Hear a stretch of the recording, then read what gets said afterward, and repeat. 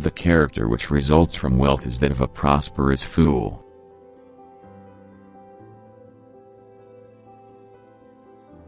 The one exclusive sign of thorough knowledge is the power of teaching.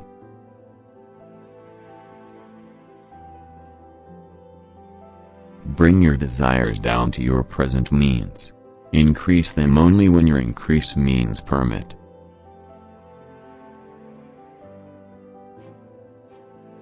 Boundaries don't protect rivers, people do.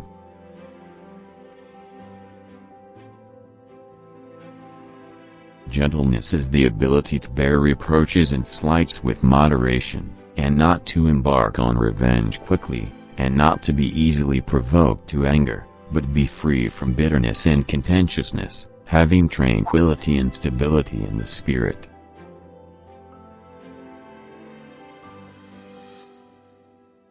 There is more both of beauty and of raison d'être in the works of nature than in those of art.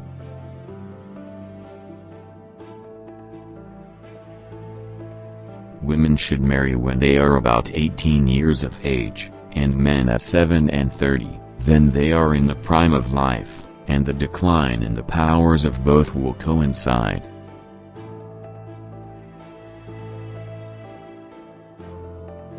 Leisure of itself gives pleasure and happiness and enjoyment of life, which are experienced, not by the busy man, but by those who have leisure.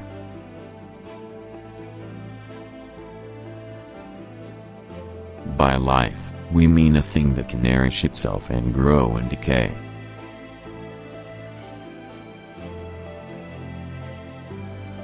The greatest crimes are caused by surfeit, not by want.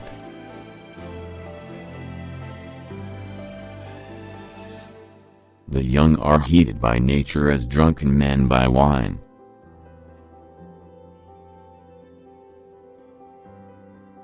The seat of the soul and the control of voluntary movement, in fact, of nervous functions in general, are to be sought in the heart. The brain is an organ of minor importance.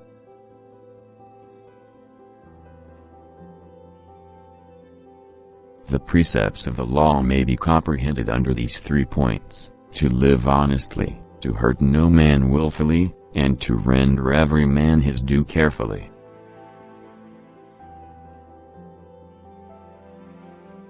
Nature operates in the shortest way possible.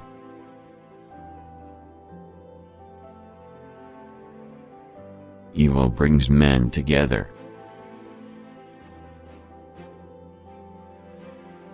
Injustice is all virtues found in some.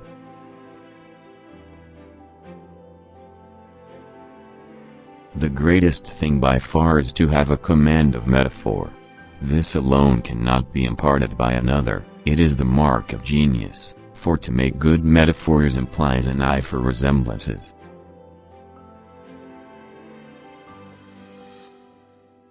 Character is revealed through action.